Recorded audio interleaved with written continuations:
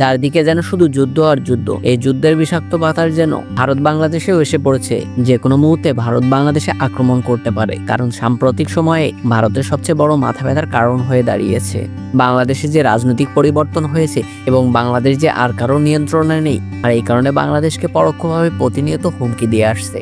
যদিও এইগুলোকে রাজনৈতিক বক্তব্য বলে উড়িয়ে দেওয়া যায়, আসলে যদি ভারত এমনটা করার চিন্তা করে থাকে তাহলে কি পরিস্থিতি ঘটতে পারে?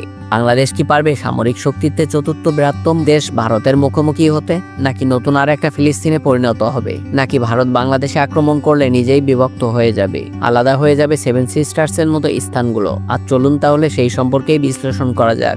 ভারতীয় সেনাবাহিনীর সংখ্যা প্রায় 13 লাখ, যা চীনের পর পৃথিবীর দ্বিতীয় বৃহত্তম সৈন্যের অধিকারী দেশ। তবে ভারতীয় সেনাবাহিনীর একটা বড় অংশ তাদের অভ্যন্তরীণ নিরাপত্তায় সর্বসময় নিয়োজিত থাকে। এছাড়াও আছে কাশ্মীর, মধ্যপ্রদেশ এবং পূর্ব অঞ্চলের 7টি রাজ্যে, যাদেরকে আমরা সেভেন সিস্টার্স নামেই চিনে থাকি। সেখানকার বিদ্রোহীদের দমন করতে ভারতীয় সেনাবাহিনীর একটা বিশাল অংশ সেখানে নিয়োজিত আছে, আর তাদেরকে সেখানে থাকতেই হবে, তা না হলে সেভেন সিস্টার্স এর মতো রাজ্যগুলো বিভক্ত হয়ে যাবে। অন্যদিকে পাকিস্তানি সেনাবাহিনীর একটি রিজার্ভ সহ সবকিছু মিলিয়ে পাকিস্তানি সেনাবাহিনীর সংখ্যা প্রায় 7 লাখের কাছাকাছি, যাদের একটা বড় অংশ সবসময় ভারতকে আক্রমণ করার সুযোগ খুঁজতে থাকে, যাতে করে ভারতীয় সেনাবাহিনীর অন্তত পক্ষে 4 লক্ষ সেনাবাহিনী প্রয়োজন পাকিস্তান এবং নিজেদের অভ্যন্তরীণ সব সংকট মোকাবেলা করতে।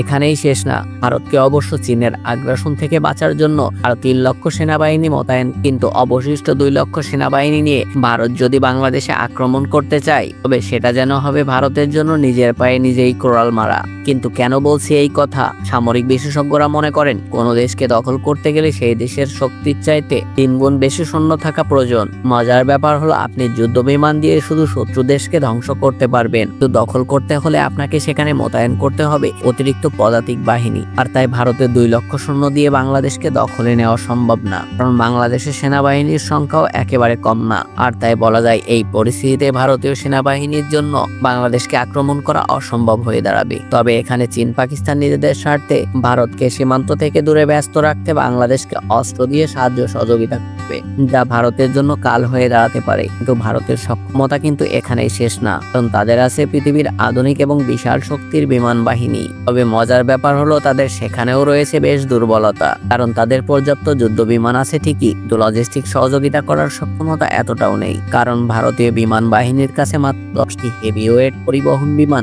এবং 30টা মিডিয়াম ক্যাটাগরির লজিস্টিক বিমান রয়েছে। এই সামান্য কিছু বিমান কোনোভাবেই যথেষ্ট হবে না। যেমন 2020 সালে চীনের সংঘর্ষের সময় ভারতের ট্রান্সপোর্ট ফ্লাইটের অভাব সুস্পষ্টভাবে দেখা গেছে। বেশ কয়েক সপ্তাহ সময় লেগেছিল ভারতীয় সেনাবাহিনী এবং সরঞ্জাম মোতায়েন করতে। এর ফলে বাংলাদেশের সাথে যুদ্ধ করতে গেলে ভারতের বিমান বাহিনীর লজিস্টিক ফ্লাইট কোনোভাবে বড় ভূমিকা পালন করতে পারবে না। তবে ভারতীয় বিমান বাহিনীর কাছে প্রায় সব মিলিয়ে 500টা যুদ্ধ বিমান রয়েছে, এতে কোনো সন্দেহ নেই। এত বেশি সংখ্যক বিমান বাহিনী দিয়ে তারা অল্প কিছু সময়ের মধ্যে বাংলাদেশকে ধূলিসাৎ করে দিতে পারবে, কারণ বাংলাদেশের কাছে এমন কোনো শক্তিশালী যুদ্ধ বিমান নেই যা ভারতীয় ফ্লাইট জেটগুলোকে মোকাবেলা করতে পারবে। সেই সাথে নেই তেমন কোনো শক্তিশালী আকাশ প্রতিরক্ষা ব্যবস্থাও। তবে এখানেও ভারতের জন্য বিপদ রয়েছে, কারণ ভারতের বেশিরভাগ যুদ্ধ বিমান কাউন্টার স্ট্রাইক মিশন পরিচালনা করতে সক্ষম না।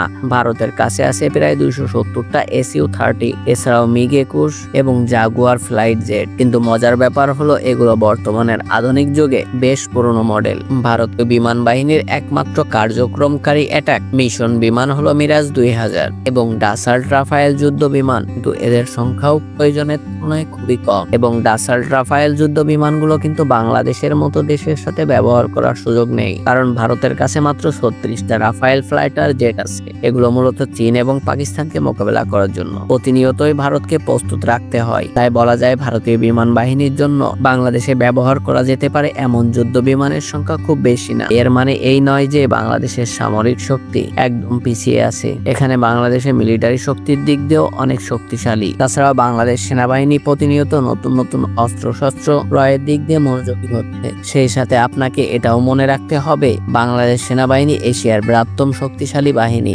বাংলাদেশ সেনাবাহিনী বর্তমান দক্ষিণ এশিয়ার বৃহত্তম শক্তিশালী বাহিনী, এবং এই বাহিনীর দেশের যে কোনো বিপদের সময় নিজেদের সবকিছু দিয়ে লড়াই করতে প্রস্তুত। এমনকি এটা বললেও ভুল হবে না যে বাংলাদেশ সেনাবাহিনীর পেশাদারিত্ব এবং দক্ষতা ভারতীয় সেনাবাহিনীর চাইতে অনেক এগিয়ে, কারণ বাংলাদেশ সেনাবাহিনী এখন পর্যন্ত প্রায় পৃথিবীর 43টা দেশে প্রতিনিয়ত যুদ্ধ করার জন্য অভিজ্ঞতা অর্জন করে আসছে। বিপরীতে ভারতীয় সেনাবাহিনীর যুদ্ধের অভিজ্ঞতা আন্তর্জাতিকভাবে খুবই সীমিত।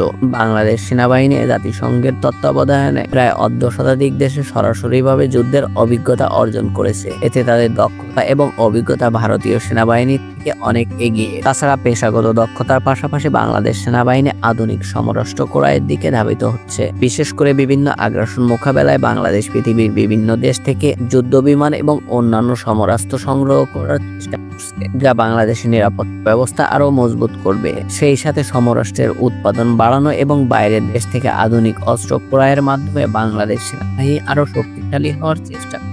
2030 সালের মধ্যে এই সমস্ত অস্ত্র বাংলাদেশ সেনাবাহিনীর বহরে যুক্ত হবে, যা বাংলাদেশকে এক নতুন উচ্চতায় পৌঁছে দিবে। তাছাড়া বাংলাদেশ সেনাবাহিনীর কৌশলগত শক্তি বৃদ্ধি করতে সম্প্রতি বাংলাদেশ চীন থেকে 54টা অত্যাধুনিক উভচর ট্যাঙ্ক অর্ডার করেছে। এই ট্যাঙ্কগুলো এমনভাবে তৈরি করা যা তীব্র স্রোতেও অনায়াসে চলতে পারে। এগুলো বিশেষ ধরনের হামলা চালানোর জন্য অত্যন্ত কার্যকরী, যা বাংলাদেশের প্রতিরক্ষা শক্তিকে আরো মজবুত করবে। তাছাড়া চীন ভারতের কাছে এই ট্যাঙ্কগুলো বিক্রিও করবে না।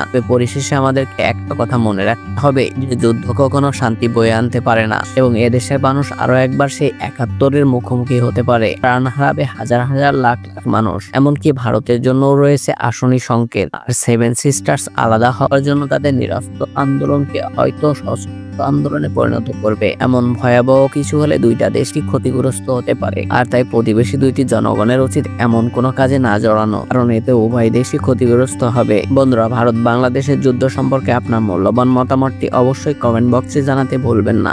দেখা হবে পরবর্তী ভিডিওতে। ততক্ষণ পর্যন্ত ভালো থাকবেন, সুস্থ থাকবেন। ধন্যবাদ সবাইকে।